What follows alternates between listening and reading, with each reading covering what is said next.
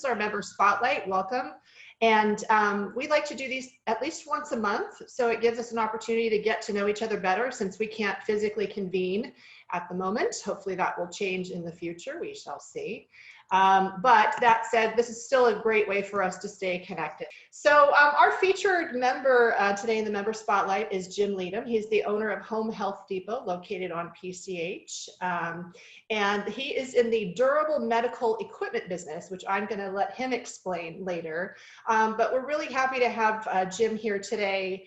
This is a very free-flowing conversation, so I'll ask Jim a few questions, and if you guys have questions, please don't be shy to jump in. So Jim is not only a sustaining member of the Lomita Chamber, he's also part of our board of directors, and he's active with our health and wellness committee. We're really happy to have him here to share his story. I think there's a lot that we can learn from each other in terms of how long we've run our businesses, whether we're a startup or we've been running a business like Jim for over 20 years. And I think it's important that we hear these stories to give us some insight, some learning, and really be inspired by each other in these times. Running a business is a challenge anyways, but it can be highly rewarding, and certainly during these times we face a number of different challenges in addition. So again, thank you, Jim, for being here. I'm going to read a little bit from your bio, which is really fun to read. So Jim was born on a small island off the coast of Virginia called Chincoteague. Did I get it right? Nicely done. Chincoteague, okay. And I won't spell it because I will lose that spelling bee. But again, off the coast of Virginia, and grew up on the eastern shore of Maryland. He attended East Carolina University, and he majored in theater arts and broadcasting, which I think will be kind of come back around when we talk about some of Jim's other interests and passions personally. And he came to LA with the same dream as everyone. You know, Hollywood was supposed to call and launch his career in the entertainment industry, right? So a lot of people get out here. But then reality set in, right? So you had to take a job. It happens. And so we're grateful for Jim and his path coming out here. And his bio says that he wandered into a waterbed store and started working and then running a small chain of waterbed stores. So I'm curious to hear about that. And then after 20 years, he wondered what that next step would be.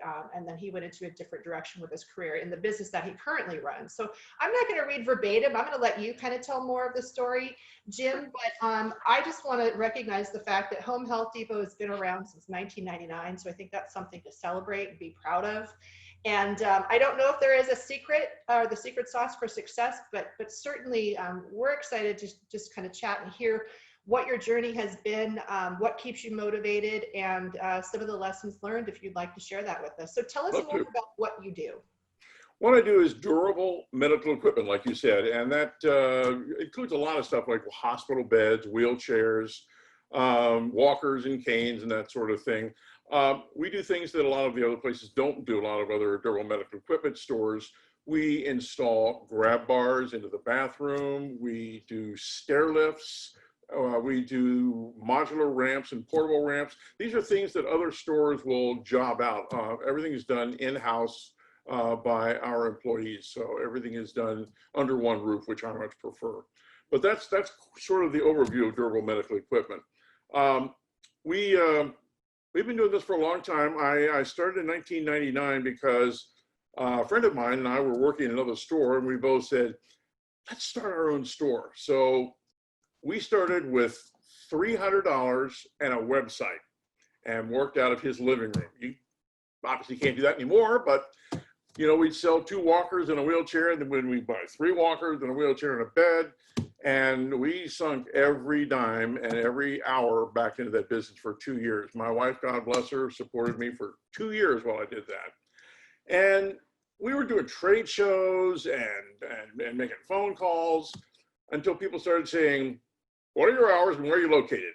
Well, we can come to you. So, no, what are your hours and where are you located? Damn it. All right, so we have to get a store. We looked around, we couldn't afford anything. I don't know if you remember, back behind Albertsons, there at Narbonne, there's a little teeny tiny barber shop. Well, a tinier space behind that was his storage room. It was 200 square feet. And we rented that for almost a year. And by the time you put in the desk and a couple of pieces of equipment, you can't get in the door. So we put everything outside. And then somebody came and said, no, you got to go in front of the in front of city council and get permission to do that. So we went and did that. And we got there, and one guy said, well, I'm just impressed that we've got a medical supply store right here in Lomita now. Another guy said, well, I'm impressed that it's environmental because it's all battery operated and keeps the air clean. And the third guy said, hell, I'm just impressed you can do business in 200 square feet. So sure enough, we landed there and then got bigger. So that was when we moved across the street a year later to where we are now. And yeah, it's substantially bigger. It was about 1,000 square feet. And I'll get to our growth later on. So you made the pivot from the waterbed retail industry, and then what was your thinking for going into this new direction? Well, it's funny because when I grew up, my grandmother in this old house back east rented rooms by the week. So every morning before I went to school, I made beds. And I come out to California and I happen to the waterbed business and I'm making beds. And when waterbeds died, I said, all right, what are baby boomers going to sleep on next? Hospital beds. So what am I doing? Making beds. So this seems to be a theme. I think that's probably what I'm going to end up doing. So yeah, it was an easy transition because baby boomers are really the biggest, I call it the pig moving through the snake of life. And it's the largest section of population right now that frankly has any money. So I think it's a good group to promote. Right. Well, and sometimes, you know, we're so caught up in just running the business that we're currently in that we maybe fail to or can't pull out far enough to say, okay, what is next? You know, maybe this is winding down. And so, you know, I applaud you for even thinking ahead and what the next step should be and serving the niche that you're targeting and continuing to follow them in their progression through life as well. I think that's great. And it's important for us to remember that as business owners, sometimes we need that help, whether that's a colleague or maybe another chamber member to say, you know, what is the next step for me in my business or me in my career? So, you know, tell me a little bit about what it was like. I know you started off in the 200 square foot box, spilling out onto the sidewalk at parking lot. So do you want to take me back to that time when you first opened your doors in your current location and what that was like? I mean, it sounds like this evolved organically, but you know, sometimes it's really exciting to kind of take that next big step and to have that sign on the outside of the building you're in. Do you remember that day? I do. It was very exciting. We had one sign on one side that had the medical supplies, and of course the other side was a split building. So the other side was a pager store, which we'll get back to later. But we had literally a long, narrow building. And so I built platforms up so that I could stack things on the top of it. And I had one employee, and then things got a little better. So we added another. And yeah, it was organic growth. That's a really good way to put it. And mostly it was just because people would drive by and they don't really notice that kind of store until they need it. So I call that a destination stop as opposed to an impulse stop. You know, you can stop for ice cream and as soon as you see it, your car pulls over, but no one really notices. Or people even today come in and say, I didn't even know you were here until I really needed this. So it was a challenge getting people to actually stop on PCH because you're going so fast. And it was hard. I remember 2007, 8, 9 were, if anybody was in business then, really tough. It was a very, very bad time, and we were lucky to make it through that and survive it. And now we've got another situation with the same sort of thing with business just dropping off like a brick, and it's slowly building it back up. I don't know if you guys are going through the same thing or not, but man, it was a tough summer. And it's starting to rebuild now, but boy, oh boy, it's all been a challenge to tell you the truth, but that's kind of sort of what business is. You got your ups and your downs, and you save for a rainy day, and it's been raining all summer. Well, and that kind of goes into another piece of what I was curious to know about you. I mean, what is the thing that kind of motivates you and keeps you going? And if there is a secret, or maybe it's a philosophy or what contributes to your longevity to continue to go for it? Keep going ahead. I think the thing that motivates me is the clients. When you see what happens when you supply a particular piece of equipment or a service, I remember a particular, I went to a client's house and delivered a power chair to a woman who had not been able to walk. And she got in the power chair and she went outside her front door under her front porch and said, "I haven't been outside for 3 years." And she began to cry and I began to cry. Just being able to help somebody like that, oh my God, it's just so rewarding.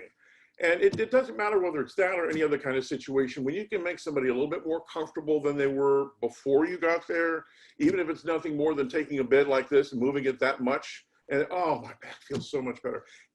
Just finding people that really appreciate what you're doing gives me the motivation to want to go ahead and do it some more. And yeah, that's what's kept me going for 20 years. Even when I didn't think we were going to make it, I said, I've got to do this.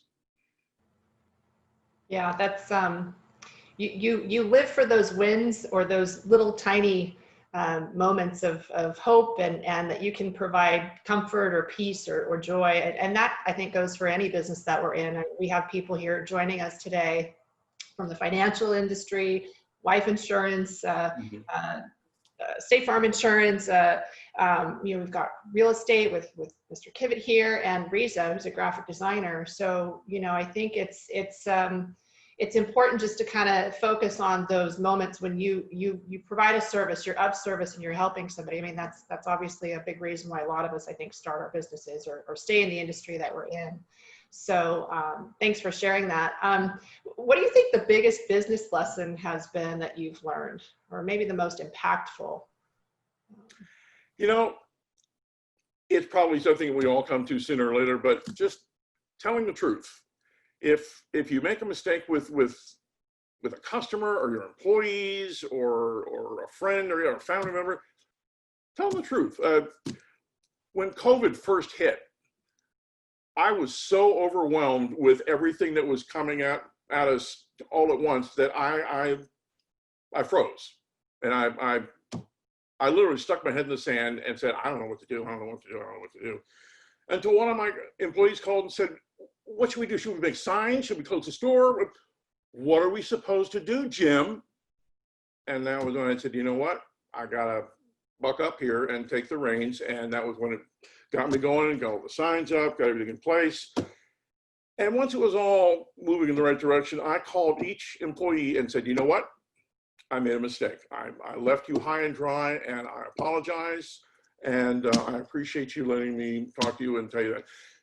Anything that happens like that, we've all had days where product doesn't show up for a customer on the day it was supposed to be there, or your driver's around doing something and something happens, they get behind. Call the people before they call you. They will always appreciate the truth, and more often than not, but they'll mostly appreciate the fact that you called them before they called you. So that to me is a big lesson that I've learned, and it gets reinforced every day. Yeah, I mean, it's going to catch up at some point, and I think maybe the pressure that some people feel is maybe having the right thing to say. Yeah. And you may not know what that is. I mean, certainly in today's times, and I think just calling and listening and just being upfront, saying, you know what, I may not have the answer right now, but I'm willing to find it, or I'm just reaching out to you just to give you the heads up, or just to check in and see how you're doing. We had a mistake in the delivery, whatever. You may not have to have all the answers. I think is important too, is just the outreach, showing that trying to do the best that I can. I'm communicating with you, and I think people appreciate that candor. Yeah, they do. And you can't, I don't know, in my business, you can't always assume that the customer is always right. It's hard to deal with sometimes, but like I'll have a son or daughter come in and say, my mother needs a walker. I want the one with the 4 wheels. I want that one right over there. And you say, okay, is your mom with you? I want to make sure that it's the right height and weight for her. And what is her situation? Well, she had a stroke and she's paralyzed on one side of her body.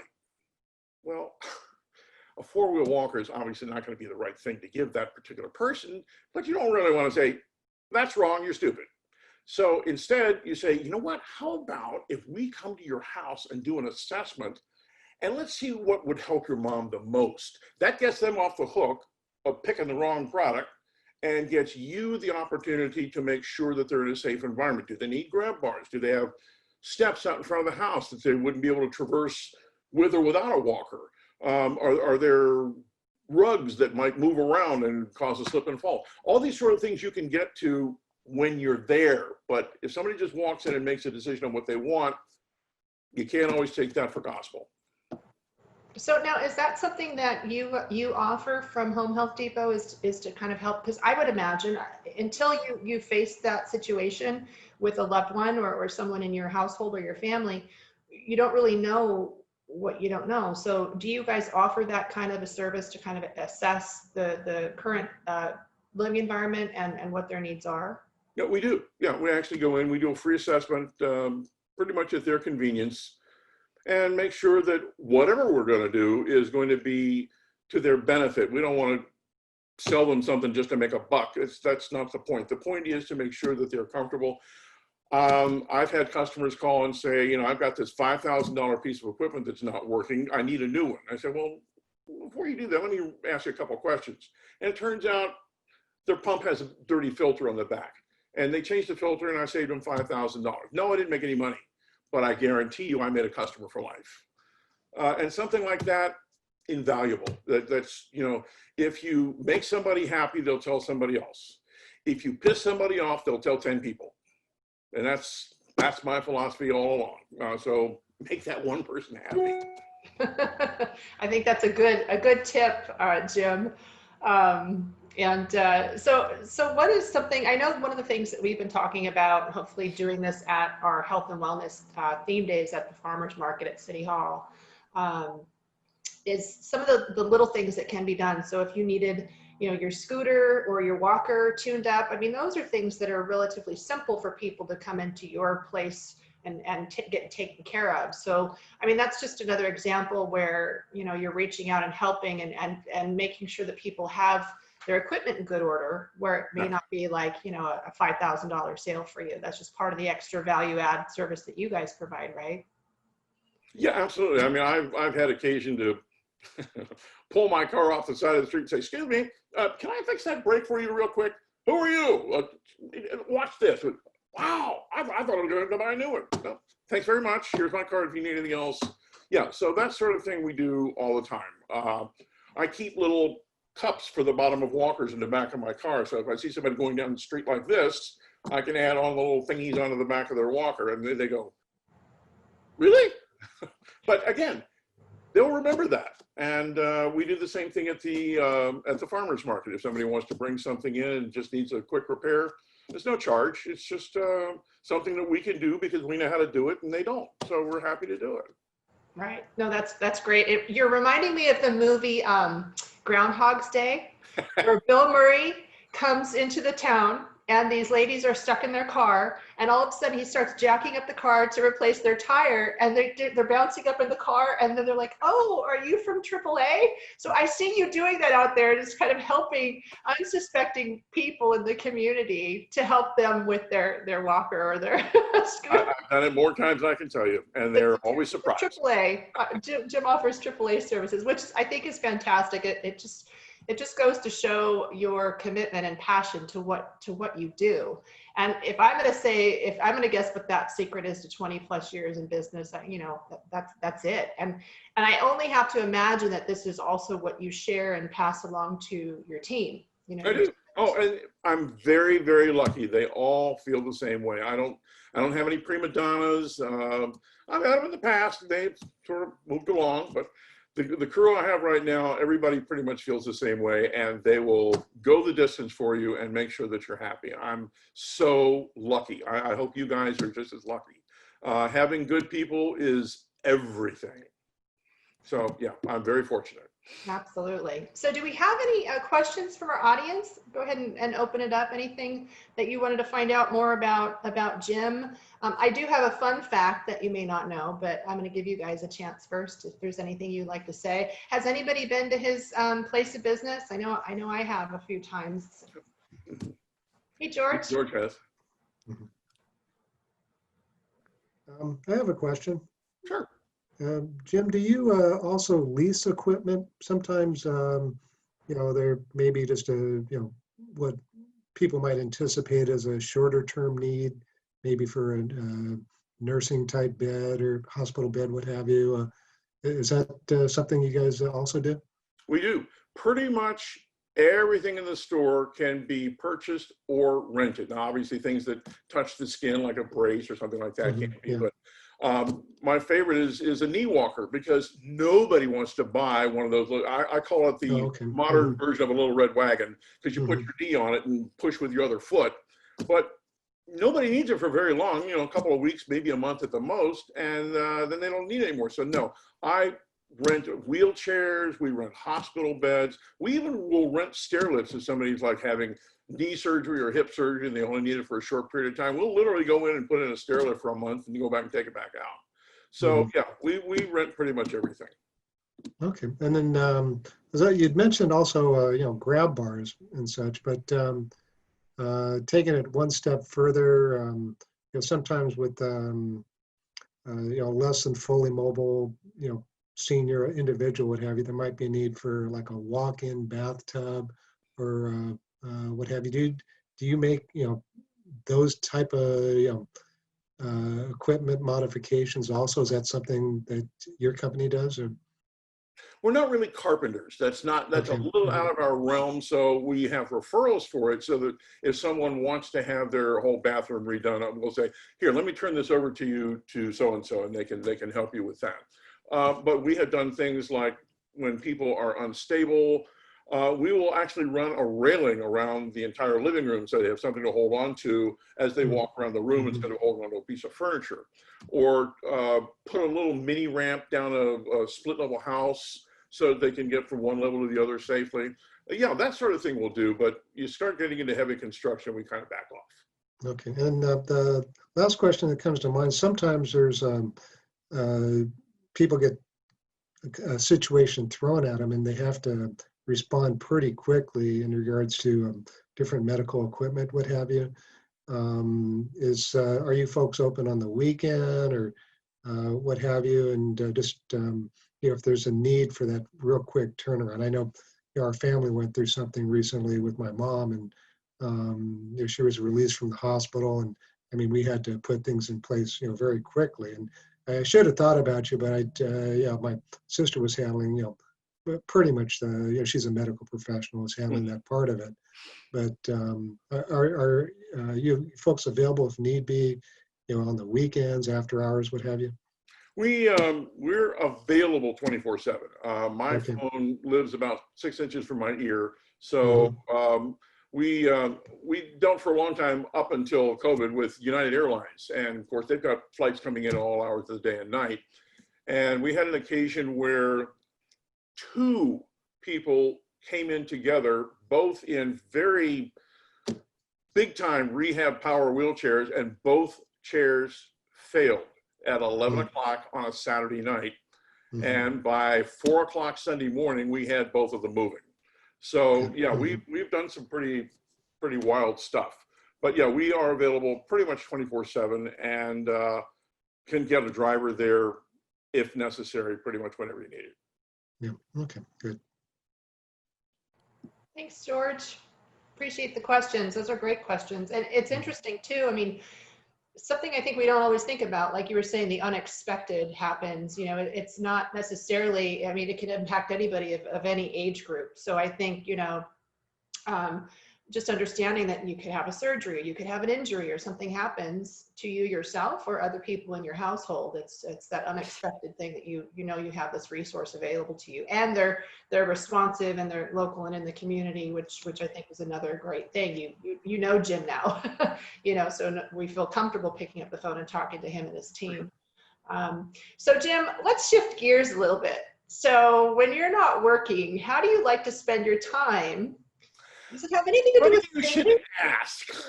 Hmm. For the last 30 years, I have been singing in a barbershop chorus and a barbershop quartet. It is just so much fun. We have done, again, before COVID, we do Christmas parties and Valentine's parties and store openings, you name it, we did it.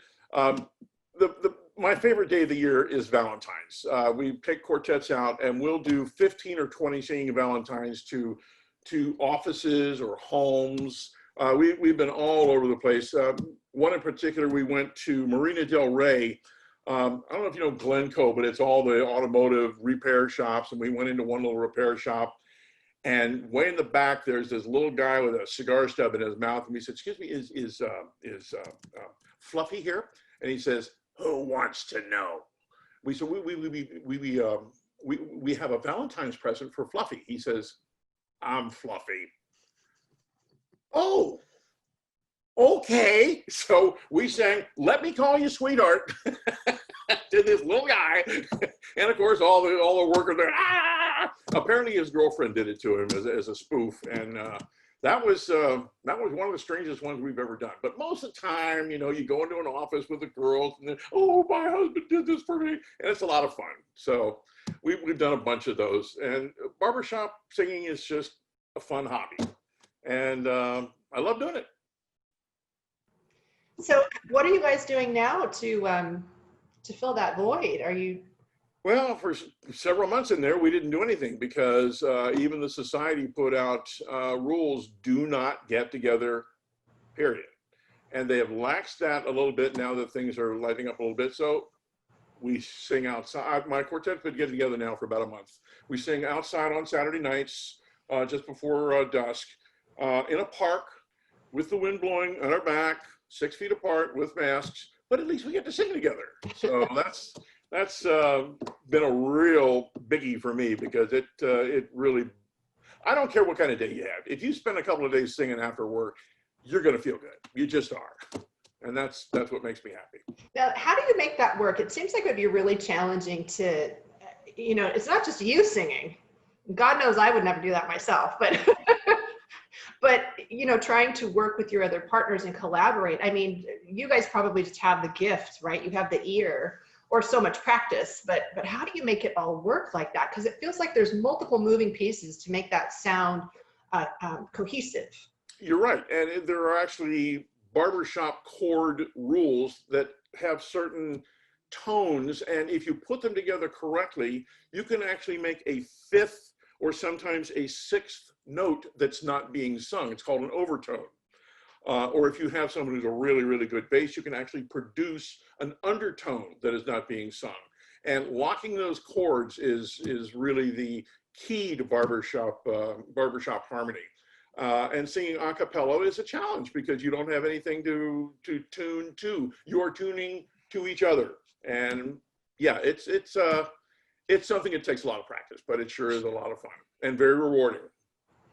Well, teamwork, I'm sure, is a big part of it. Although maybe you get kind of rib each other afterwards and say, "Yeah, you're totally off pitch on that one. You threw me off." Oh, that happens. That happens. But I sing with 3 guys who are just as easygoing as anything, and we'll correct somebody, we'll have a joke with somebody, and everybody gets along really well. But man, when you can lock all 4 of those notes in one place and just have it ring and hearing those other notes, it's a lot of fun. It gives you goosebumps, Yeah, it does. Oh yeah. And so Tabitha, who's been chatting with us, first of all, she says amen to telling the truth, and she will be visiting your store, I'm sure, at some point in the future. She's one of our super active ambassadors with the Chamber, and she's requested that we have you sing at one of our social gatherings when we have them in person, Jim. So just know that you have a future gig. I can make that happen.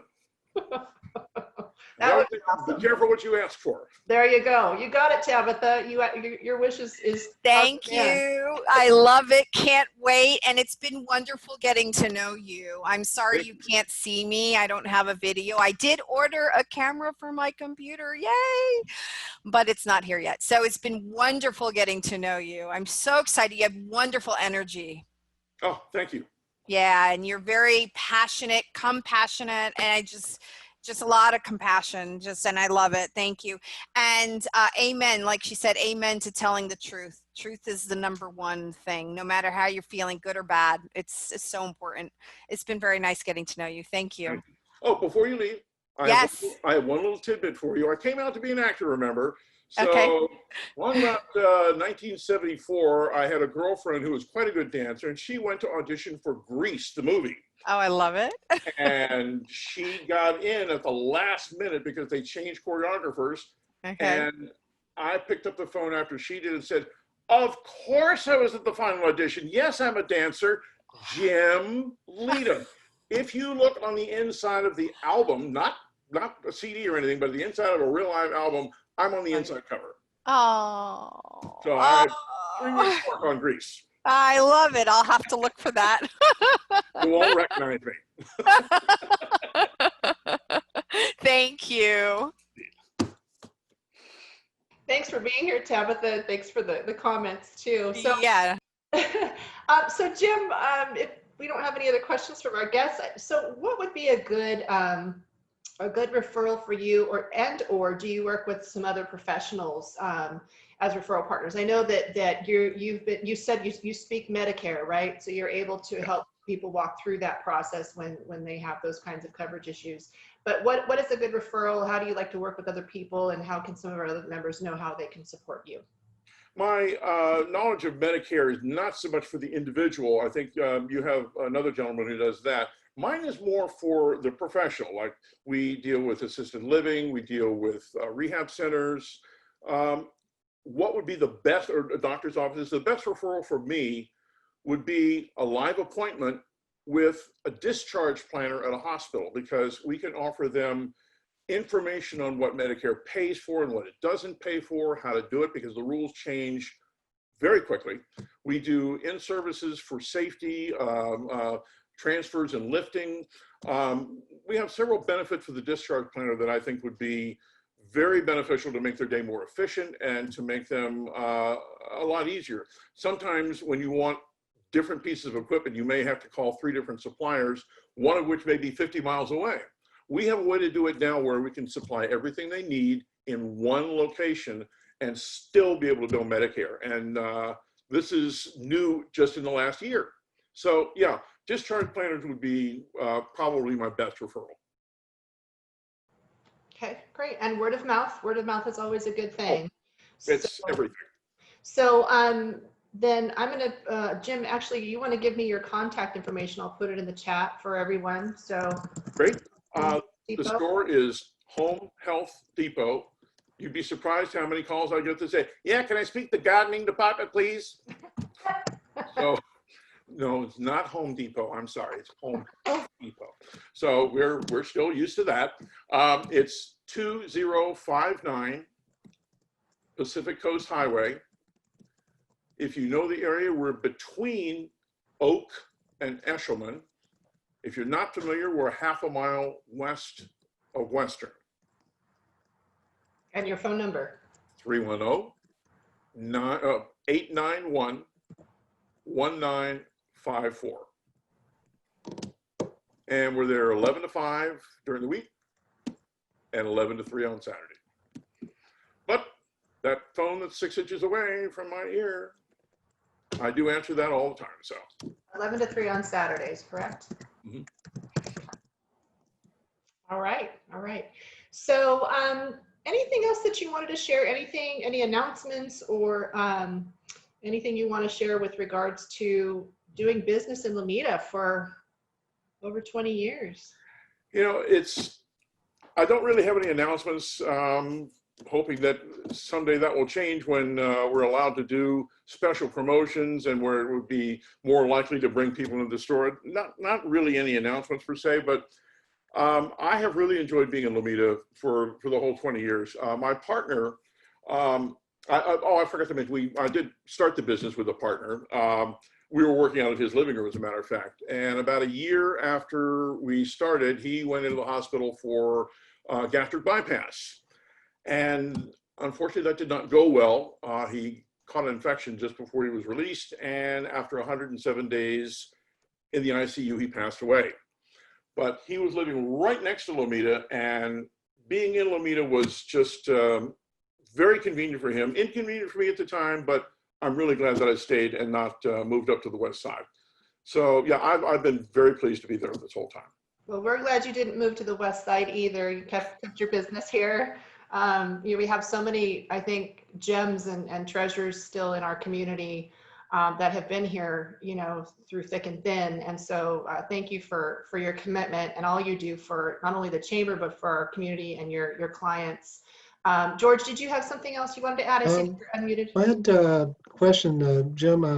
I did find in Lomita a high volume supplier for PPE, but is that something that you carry also, like the N95 masks, nitrile gloves, things like that? Because that's basic supplies that I use in my business at this time. Yeah, we do. What happened was a year ago, we were selling N95 masks for $25 for 50 masks. And then all of a sudden, in January or February, these things were $5 a piece wholesale. It's called supply and demand. Now, over the last month or so, they've been coming down a little bit. I still can't get gloves. I have 3 different suppliers for gloves, and I can't get them in bulk. I don't know what it is about gloves, but they're just not available, at least not through my sources. The hand sanitizer we have, the masks we have, we've got, the cloth masks, we've got all that sort of stuff. I can't get gloves. I've got customers who need them on a regular basis, and it's very frustrating. So if you have sorts, let me know, because I'm pretty desperate. But I just want to thank Heidi for this opportunity. This was so much fun, and I'm so glad I got to meet all of you in photograph and moving photograph at that. And I just really appreciate this chance to say hi to everybody. Of course. And George, if we have some resources, I'll go back and look at what we may have through the chamber. Maybe there's some other county level, or I don't know, it couldn't hurt. So let me look and see what resources we may have, and I can email those to you. Okay, if I might share it, I think they're a chamber member, Pacific Coast Glove and Safety on Narbonne, James Ing. He's not a member? Nope. Oh, I have to get after him because he said he was going to join. Well, yeah, and we'd be happy to share that out with our, community if they need those resources. Definitely. That'd be great. Okay. Thank you, George. And thank you again, Jim. We love doing these. These are our member spotlights. They're just sort of an hour to chat. And who knew that we were going to learn a little bit about these different levels of notes from our barbershop quartet lesson. Oh, we'll be demonstrating that at the next chamber meeting we're allowed to sing at. You'll see. Yeah, who put those rules in place so we can't sing at chamber meetings? Forget that. So again, thank you, Jim. And please reach out to Jim and come in and visit Jim and our other health and wellness professionals in our community here at the Sunday Farmers Market on September 27th. That's this Sunday, 10 a.m. to 2. It's at City Hall on Narbonne Avenue here in Lomita.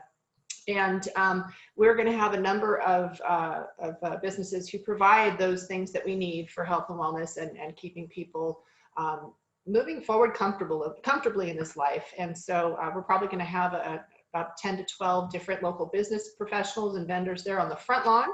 And then you have an opportunity to purchase your fresh produce and vegetables and other goodies. So come say hi to Jim, come say hi to the chamber booth, and some of our other participants are going to be there that day. Again, that's Sunday the 27th, 10 to 2.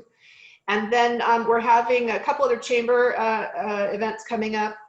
We're having a virtual grand opening and ribbon cutting via Facebook Live on September 28th on Monday at 10 a.m. So that will be via Facebook Live. And interestingly enough, I mean, we're having a business opening in the time of COVID. So that just shows you, you know, the resiliency of the people in our community. It's a husband and wife team. It's her business. It's a body sculpting business called Venus Body Sculpting. But her husband is actually in the Lomita community. He owns a construction company. So he's already a chamber member, and then she joined. So we're excited to support the opening of Venus Body Sculpting on the 28th at 10 a.m. via Facebook Live. So since we can't convene in person, we're going to do sort of a hybrid virtual version of this. But if you can tune in and put in your comments and your well wishes and introduce yourself and welcome this new business to our community, that would be great. And then last but not least, for this month, September 30th, the last Wednesday of the month, we're doing a virtual social hour. It's virtual, it's not in person. So we'll be doing that again via Zoom. We have a mystery guest who's a local business owner. So it will be fun for those to ask questions and guess who this person is, because they'll win a prize. And it's just another great opportunity for us to do some networking and to connect with this business owner and make it a little fun. I kind of liken it to What's My Line? I love that show where you have the person sign in. So this is my little variation on that. I think it'll be a good time. So our ambassadors are doing a great job reaching out. So I just acknowledge them for helping the chamber, helping myself and Eric with getting some of these virtual events going. So all of this is on the chamber website, lomitachamber.org. And we do have a couple of other members lined up for our spotlight going forward into October. So we'll continue to do these at least once a month on a Monday, and continue to bring you the other programming from the chamber. So I just thank you all for being here and supporting Lomita Chamber and supporting our fellow businesses, because we all need to support each other in this time. So keep fighting the good fight, everybody. And if you need anything from the chamber, please contact us. Thank you so much for being here. Thank you, guys. Have a great rest of the day.